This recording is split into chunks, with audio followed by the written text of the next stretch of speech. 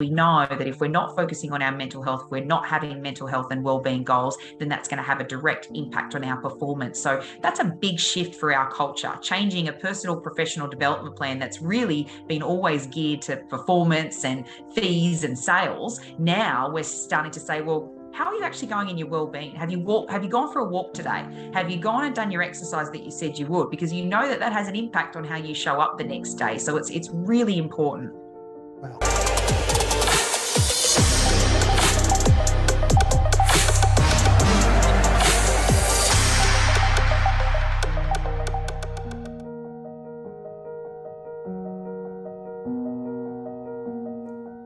Well, hello and welcome. Welcome to another episode of the Finding Equilibrium Show. Delighted to be here, delighted that you're here, and delighted that my guest today is Natalie Britt from Hayes ANZ, who's the Director of People and Culture. So thank you, Nat, for spending some time today. It's been a bit of a challenge just finding this time. I guess it's very busy heading up people and culture at any time of year, but particularly now. So where are you speaking to us from today? I'm from Sydney, so I am on the beautiful Central Coast in Terrigal. So yeah, it's been a enjoying couple of months, just having that balance between working from home and then going back into the office. We still are trying to work our way through that transition back into the office, but it's proving challenging, especially these last couple of weeks with the spike in cases. But yes, from Sydney. Well, welcome. So People and Culture, Director of People and Culture, so top of the tree, so to speak. I'd love for you to introduce yourself more formally to the audience and just tell us a little bit about you and your journey to this point. Yeah, look, it's an interesting role. I mean, I came from previous HR director roles in very different industries. So I've worked in defence before. I've worked in the aviation industry and government, and then telecommunications, and sort of landed in recruitment by default. I do a lot of public speaking out in the market in our HR industry, and stumbled on Hayes when I was going through a panel interview when I had Hayes executives panel with me. So it was sort of just opportunity and by chance being on a panel with the executives in Hayes, and there was a very rare opportunity that opened up for a director of people and culture for the Australia and New Zealand business. Obviously we're a global business, so these roles don't come up very often, and there's really great tenure in Hayes. People have been here 20-30 years because of the great culture. So for me, it looked like a really good opportunity for me to shape some change in the people and culture department. There's about 25, 26 odd people in the team, and we spread across the whole of Australia and New Zealand. And so it's been because as you would know, the HR is in demand at the moment. The change, the transformation, and dealing with things like wellbeing and work health and safety on pretty much a day-to-day basis. So my background has always been in human resources from a generalist point of view, but always touching in that industrial relations space. Just by the nature of the industries that I worked in, aviation and defence, you require that industrial relations expertise. So for me, it's about leading great teams, high-performing teams, making sure that they are decentralised in the business, that they are commercially astute. And now it's all about shifting that skill and capability onto future leaders in HR, particular female HR practitioners out in the world wanting to progress their careers. So it's been a really enjoyable for 4.5 months now that I've been in the role, and seeing the business go through constant transformation through this period has been quite a journey. Interesting. Thank you for sharing that with me. So a question that comes to mind immediately is, as you talk about transformation and Hayes recruitment, it doesn't have, I guess, the reputation for being big on well-being. Let's say it tends to be kind of bigger on not necessarily Hayes. I'm talking about the whole recruitment industry. It tends to be big on sales and big on the performance of the business.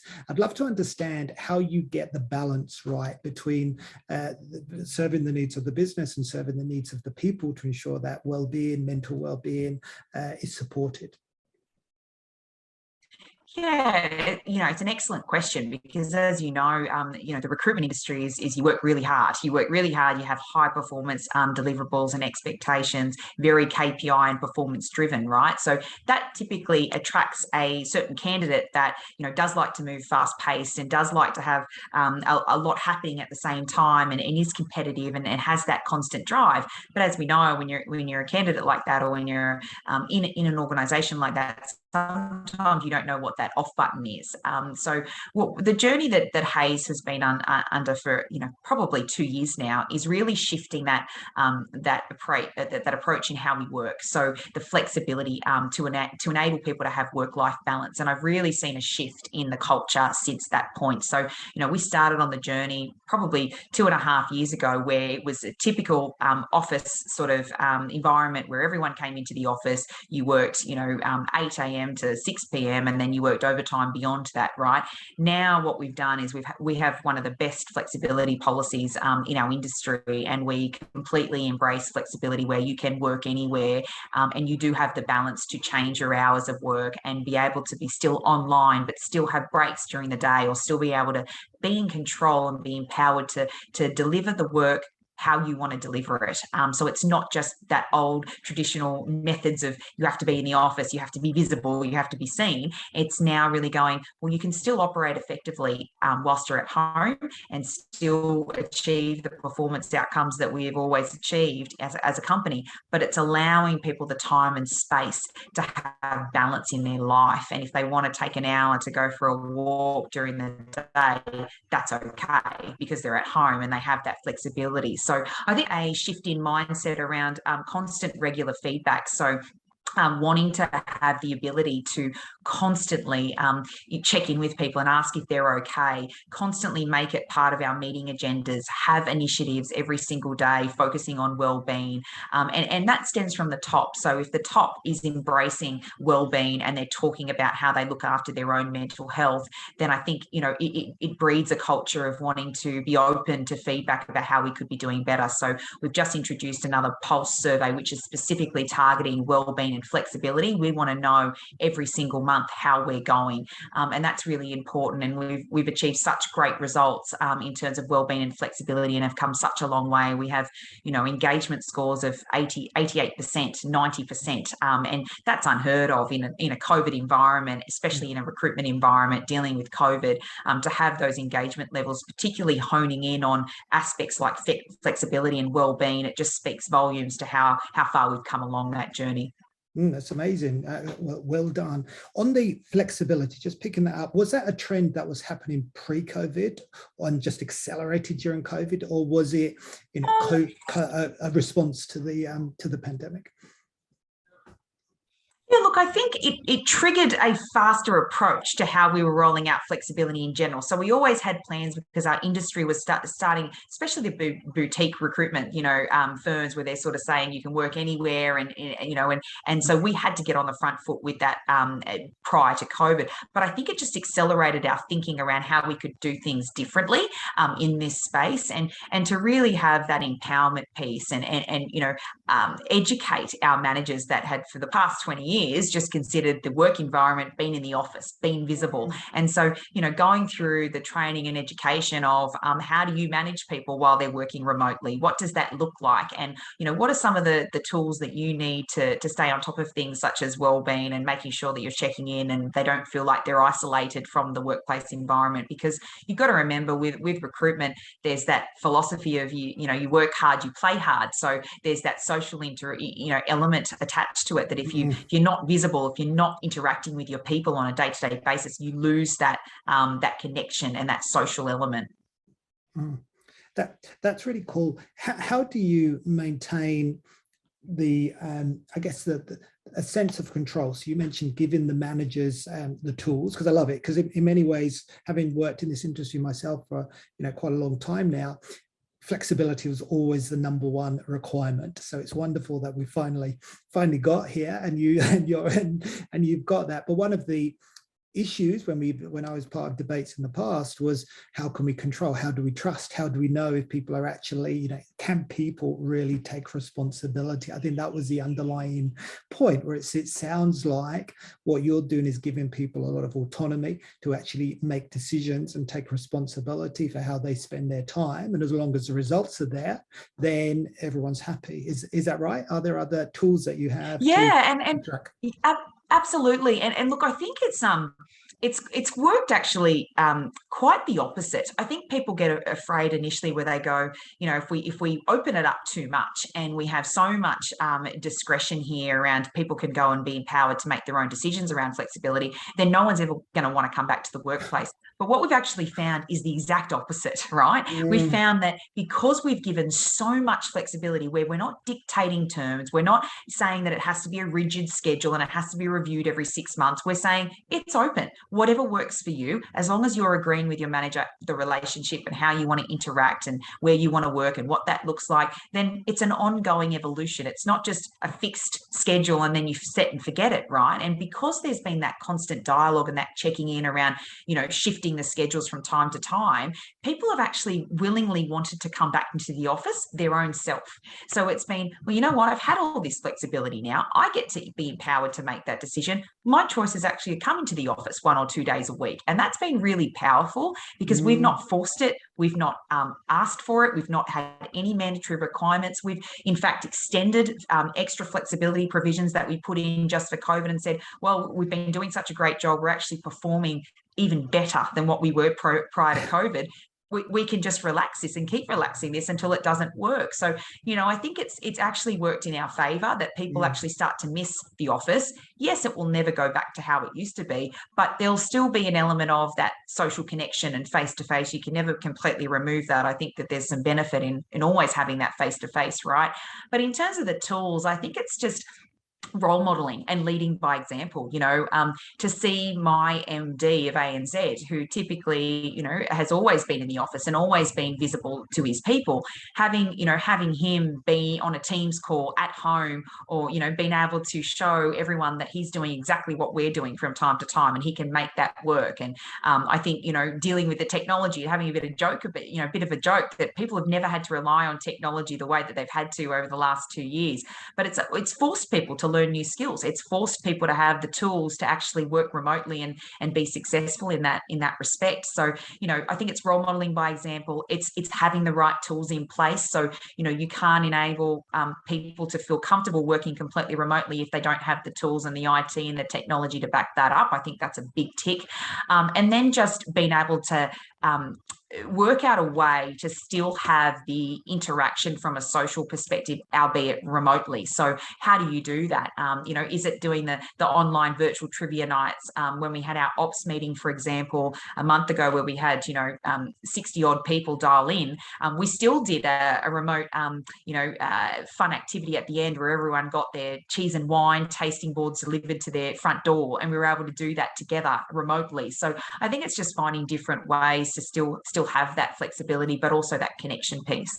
No, I love that. And I guess what goes through my mind when I hear you speak is that this whole period has forced us to really tap into our creative resources, to be creative. Yeah. And it also made us realize how important, like, the workplace has shifted from being a place where community comes together, that people need that touch point, and if it's their choice as opposed to they have to be somewhere because they're being monitored, then it's a completely different mindset. So and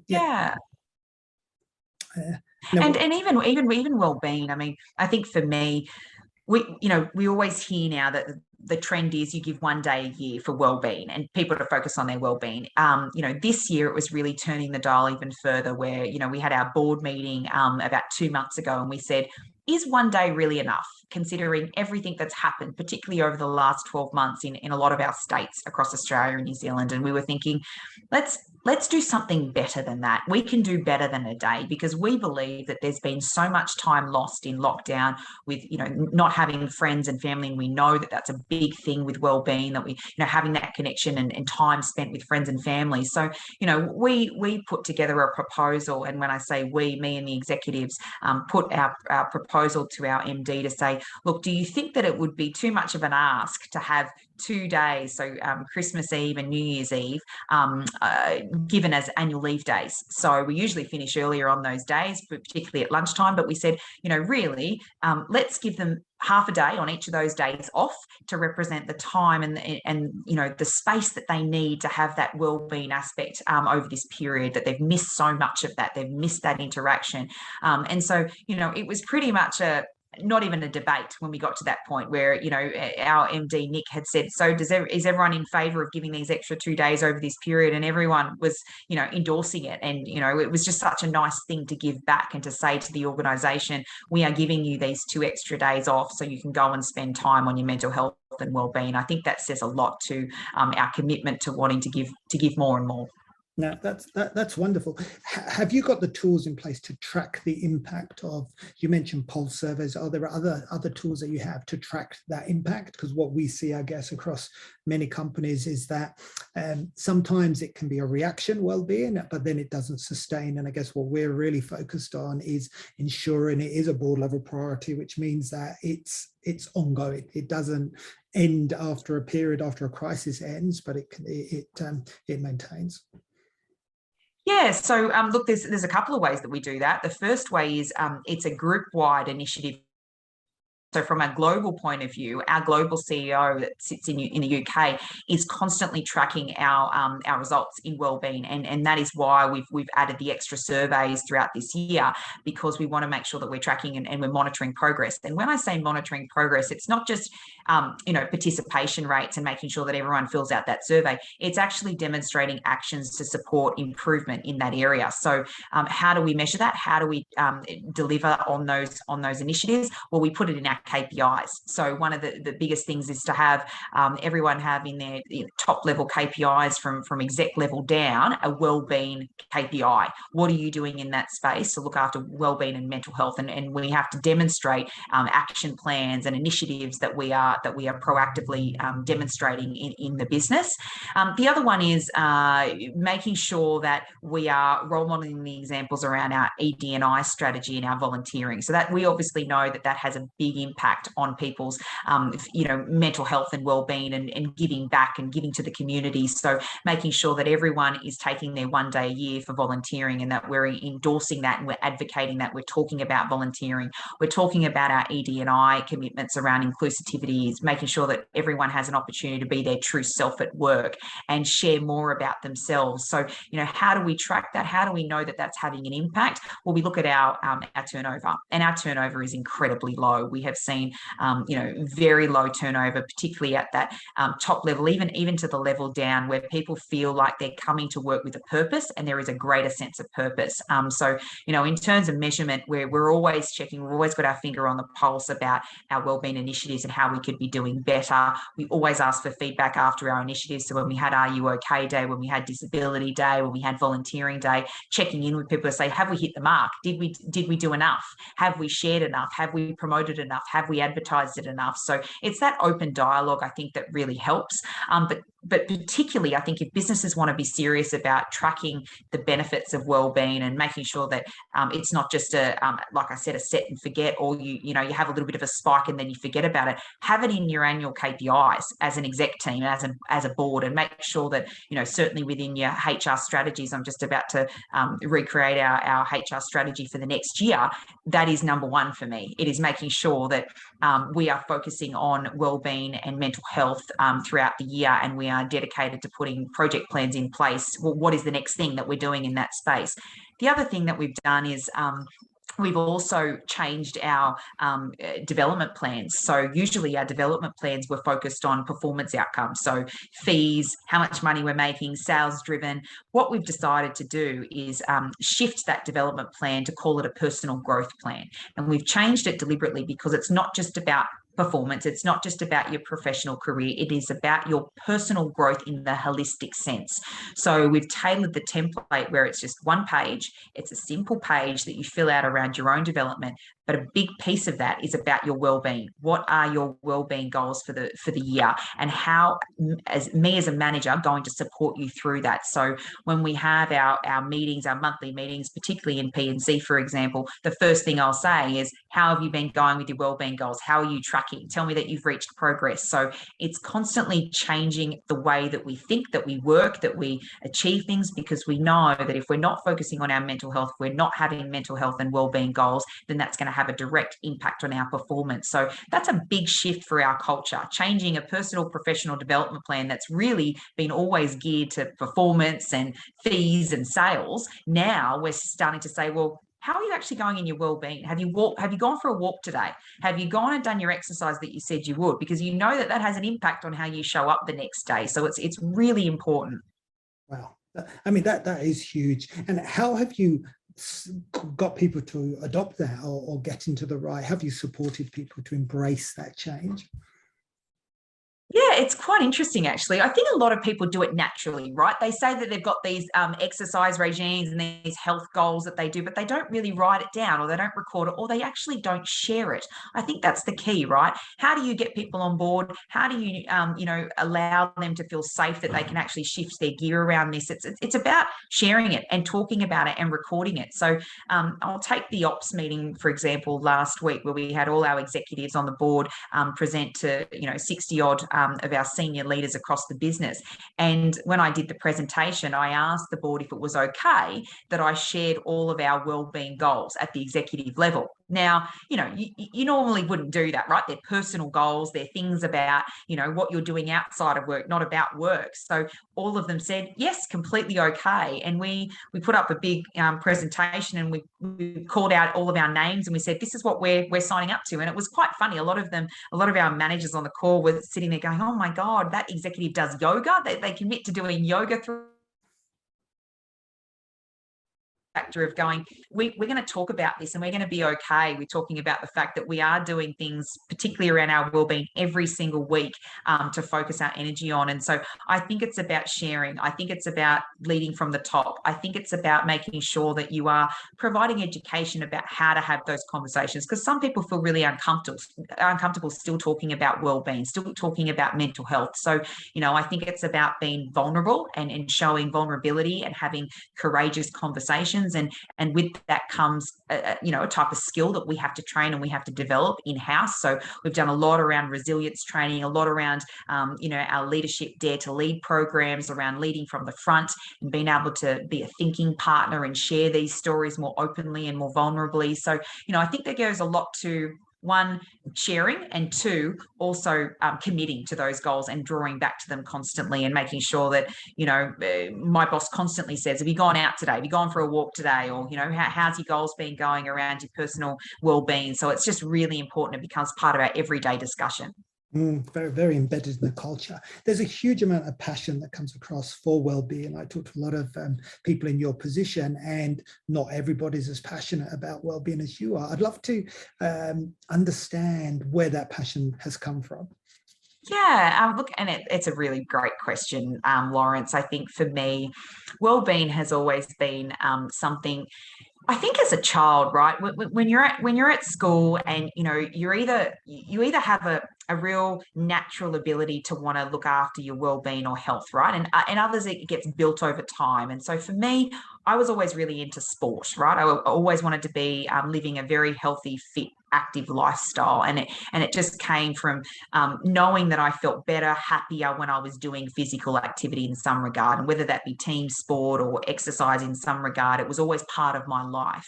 But I, through the years, as I was growing in my professional career at uni, I started to notice that stress, and the stress that you get just purely taking on too much at one given time, right?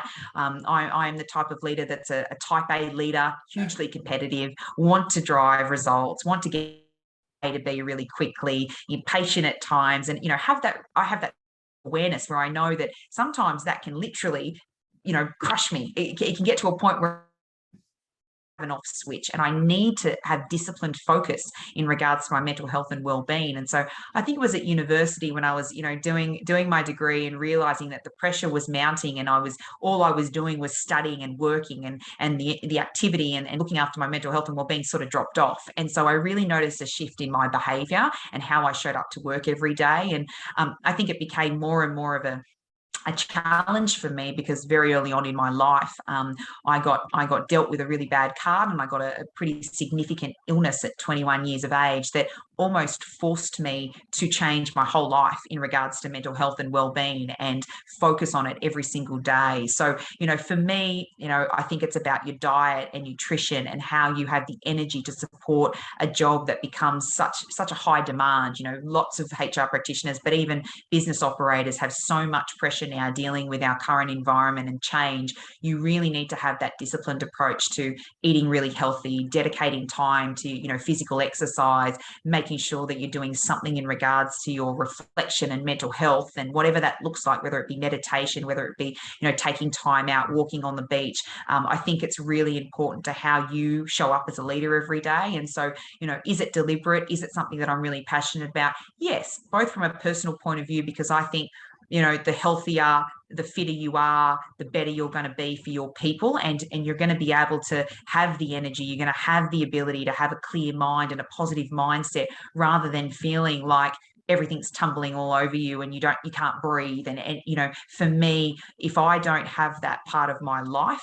I think that everything else becomes really difficult and really challenging. So I think it's about sharing, and to the point about being vulnerable, letting your team know that we're all human. We all have our bad days. We all have things, personal challenges in our life. That doesn't define us, right? All we can do is shape that for who we are, shape really bad challenges and experiences, and do something about that. And so for me, if I can create a positive impact to my team, and then for the broader business on how to focus on mental health and well-being, then that to me is doing a great thing, because it's helping people in a very different way, as opposed to just driving results, getting from A to B. Yes, that's great, and yes, that motivates me, but so does looking after my mental health and well-being, and I think that's really important. Listen to you speak, you realize that well-being is very much, it's like the fuel, isn't it? It drives everything else. So it should be the number one priority, because then you get the results from all the other priorities. But often it's the wrong way round. It's back to front. You mentioned a lot about food and nutrition. I'm very passionate about food and the role food plays. And I guess in the whole area of corporate well-being, often food can be the bit that's quite hard to change. So we all know that food is such an important component of a health strategy, and yet influencing change in an organization can be very hard. I'd love to understand, your experience, if you've ever tried to influence change in that area. Yeah, it's a really great question, because I think nutrition gets sort of put on the back burner, right? And I think it's all about physical activity, and that's equally important. But, if you're not eating the right foods and having the right diet, then you really do lose energy in the day, and you really lose that ability to, I guess, stay active and stay fit and stay healthy for your people. And it's also about role modeling the right example, right? That if you're taking care of yourself and you're showing up every day and you have energy, and I think that's really important. So for me, a lot of people ask me questions. I'm very different. So there's lots of times where we have team meetings and events and corporate things where there's constant catering and constant food, and from 12 years ago, I moved to a vegetarian diet, and I do intermittent fasting, and I have done for a long time now. And a lot of people say, oh, you're not eating that food, or you're not having something.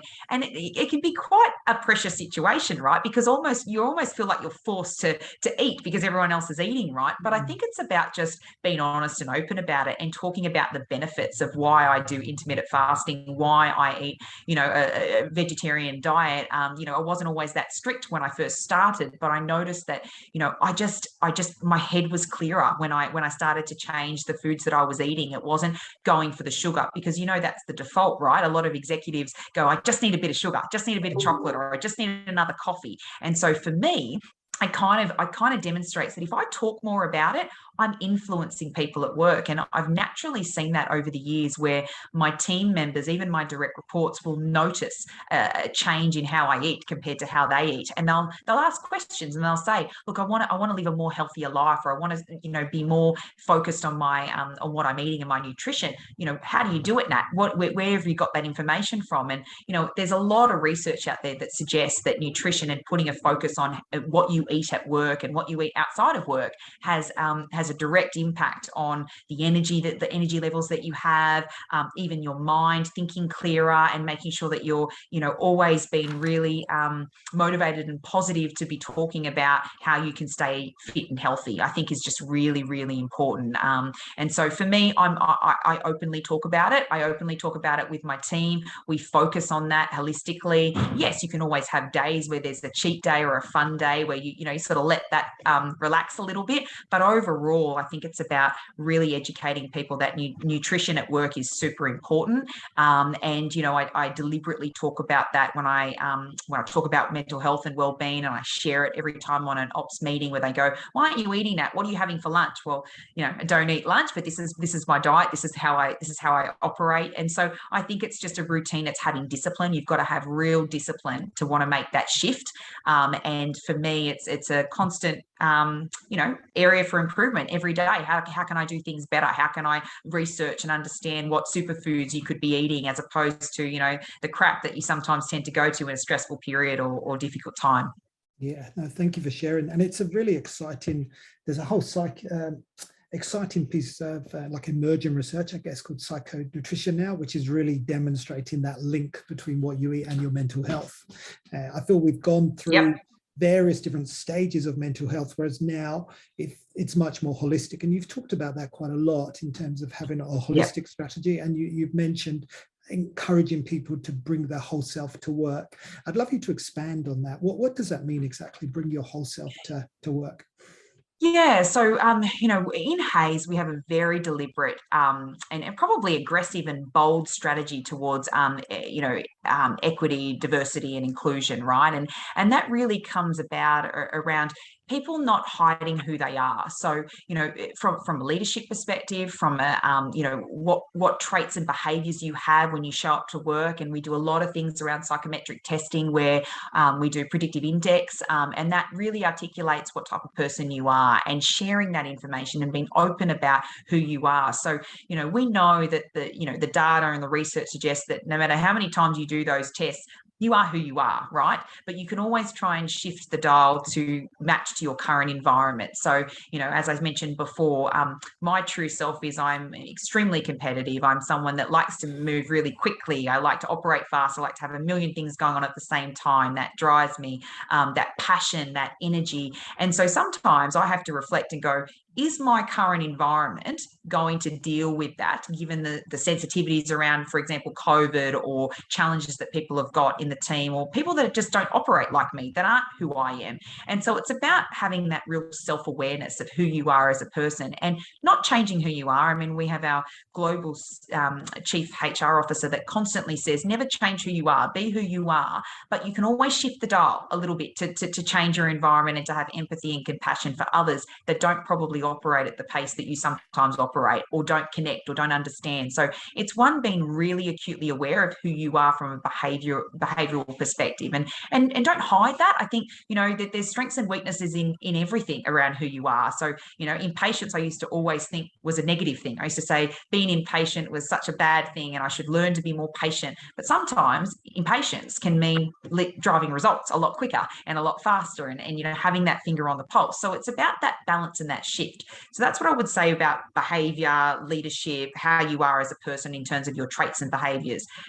The other side is being your whole self around sharing who you are outside of work. And I think that's the part that's been the journey for Hays, is that it's okay to be vulnerable about whether you do have personal challenges. And I'll take the perfect example of, we just had International Disability Day, and how we targeted that International Disability Day is we shared personal stories of people who have disabilities, whether that be long-term illnesses, whether that be physical disabilities that we wouldn't normally talk about in a global environment. And we did. We did a global podcast as we're doing now, and we shared stories. Some were anonymous, where we got other leaders to read out those personal stories and the challenges and the things that they go through. And then others fronted up and they wanted to talk quite openly about their journey with their disability. So when I talk about showing who you are and being your true self, it's knowing that these vulnerabilities are not seen as weaknesses, they're seen as strengths. And it's about making sure that people feel safe, that's whole psychological safety, and wanting to really be okay with giving feedback, talking about your personal challenges and bringing that into work, because we know that you can't just switch off that stuff that happens in your personal life, that has a direct impact into your work life. So if you understand that person more from a holistic point of view, you're going to be able to manage that relationship better. You're going to understand the sensitivities. You're going to be able to have empathy and compassion for that person because you know them beyond the workplace. And I think that's really important. One of the things we foster is having great relationships with people at work, having those connections, having those friendships, being able to be social. So you can't do that without sharing your true self and who you are. So, my boss is one of the best advocates of that. He knows exactly who I am. He knows when I'm frustrated. He knows when I'm having a bad day, and being okay with that, and actually demonstrating the fact that it's okay to have a bad day. It's okay not to be okay, because I know who you are, Nat, and I know who you are from a holistic point of view, not just from a work point of view. I love that. Thank you for sharing that. One last question just on this topic. What tools, because one of the, I guess, the underlying themes is the importance of self-knowledge, self-awareness, because with that knowledge, you can be adaptable to whatever the context. Do you have tools that everybody has access to help them develop that self-knowledge? I'd love to know what some of those tools are. Yeah, so we have actually the benefit of having a psychologist that works in our group UK business, and he does a lot of work with our leaders around thinking partners and leadership training courses that are built in house around how you have emotional resilience to have these kind of conversations, how you become self-aware using the psychometric tools, and then being able to debrief it. Because I think the part that organizations miss is they do the testing, but then they don't have the proper debrief with someone that's a psychologist by trade that can actually unpack some of that information, because that information can be quite confronting. So it's not about just getting the result and going, oh, that person's not a culture fit, or that person doesn't work because they've scored really low in that area. It's about shaping that conversation in the right way. So the benefit of actually being trained in how to debrief on some of these psychometric testing tools is really important. So what we've done in ANZ, we've got all of our HR practitioners to be upskilled and trained in how to debrief, how to understand the testing, how to have those quality conversations. And then the leaders have to go through leadership programs to understand and unpack their own self-leadership. So when we do personal growth plans and development plans, right from the top, we have qualitative conversations around who that person is. It's not just about, their achievements from a KPI perspective. It's talking about what motivates them, what drives them, what's their purpose. So it's all around shifting the kind of conversation that you're having at a very psychological level. And it's almost like you feel like you're going into a counseling session, right? Because you're talking about, where does that breed from? Why do you think you operate like that? Why do you think you're showing up like that? And it comes from a much deeper place around, trying to unpack who you are and the behaviors that drive you every day. So, I think in terms of the tools, there are so many tools out there. And all I would caution is that, you want to become an expert in how to navigate those tools and those testings and being able to have those conversations at a much deeper level. And you can't do that unless you go through the training to equip you to have those conversations. So, our managers have gone through quite a journey where they're not used to having those conversations. They're used to, what are my KPIs? What do I need to deliver? What are my projects? To now asking questions, listening, active listening, being able to just sit there and hear someone's feedback and someone's struggles, and then be able to try and reflect and walk away from that and go, I just need to consider that. I'll come back to you on that. So, there's a lot of different techniques and tools that we've been trying to utilize through we've got a program called Thinking Partners, and that's all about thinking and how the type of questions you're asking in those type of conversations, but also from a very executive leadership perspective, understanding the predictive index testing and how that can have a benefit to your personal development and career. So, we've done quite a bit of work in that space. There's still more to go. We still want to make sure that we put more people through that program of work to make sure that they're equipped to have those conversations. But I think, if nothing else, we want to make sure we're continuing our resilience training, we're continuing our psychological safety and mental health training. We want to participate in constantly making more people mental first aiders in the organisation and refreshing that knowledge. So it's not just you do a mental health first aid course 2 years ago. You've got to go back and continue that ongoing learning and development. It's wonderful. You realize how different leadership is now. Like when you're leading a whole team, you need to have psychologists in your team. You need to have lots of different things. It's no longer just about the KPIs, the business KPIs, but it's about all the things that drive those KPIs. Totally. So understanding the person. So last question from me. So we've talked a lot about balance. This podcast is called Finding Equilibrium. I'd love to get your perspective on what that means to you. So what does finding equilibrium mean to you? I think it means, one, having the self-awareness of when you do need that balance, and when sometimes it shifts on one to the other, and sometimes it will. Naturally, we can't sit there and say every day we must have balance, because we know that's impossible some days, right? So for example, today, I knew that I was going to have a couple of hours in the morning free.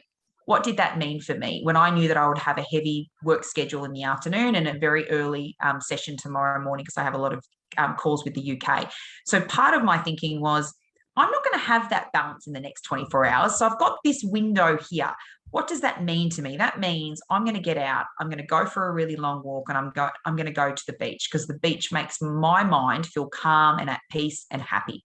And if I just do that, even if it's for an hour, that will make my whole next couple of hours, next 24 hours, so much more bearable, because I'll be thinking about the hour that I had and that I spent that just calmed everything down, that made me feel at peace, that made me feel like I took the time out to focus on my mental health and well-being. So I think it's about having that very, very deliberate self-awareness of knowing your schedule, being prepared and being planned, that you are going to have some days that you're not going to be able to have that balance, but trying to find areas where you can and finding moments in time. And it's about surrounding yourself with people that share that same viewpoint and understand that you need to have that time out and having the flexibility. I think balance is all about being flexible, right? Flexing your day, flexing your week, flexing the year ahead, and being able to know that, there's no fixed rules anymore around this stuff. And we need to be more fluid in our approach to how we talk about balance and work and life. And I think for me, it's a real change in mindset. And if you're not there and you need some help with that, I think there are so many great resources out there that talk about all the things we said about the research that suggests around nutrition, around physical activity. So really doing a bit of self-learning and self-understanding around what that means and why that's important, and why that keeps coming up as a trend. It's not a trend, it's a way of life. And so for me, balance is just something that I think about all the time, and I know when I don't have it, and when I don't have it, it changes everything for me in my life, both personally and professionally. So I think it's about being comfortable with the fact that this is now a top priority. This is something we need to be talking about. This is something we need to be educating people about.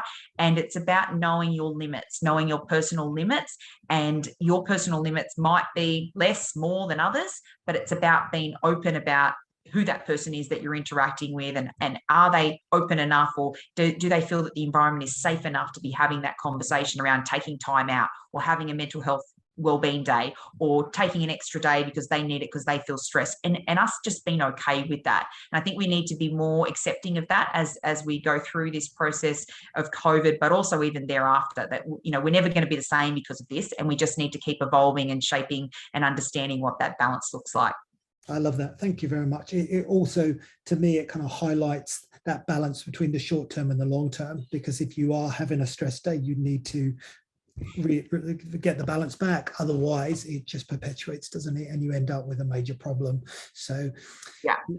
But Nat, thank you so much for spending some of your busy, I know how busy you are, so I really appreciate you spending a little of your time with us today. And let me acknowledge you for all the amazing work that you've done in Hays and also in your career up until this point. And thank you so much for sharing. Where can people find out more about you and about your work?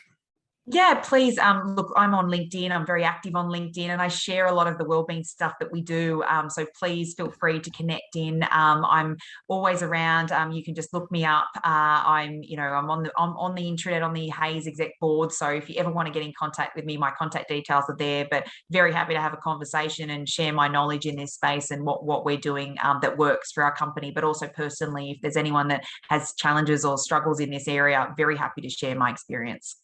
Wonderful. Well, thank you so much, Nat. Thank you, everyone, for your attention, and we will see you next time. Thanks, Lawrence. Thanks a lot.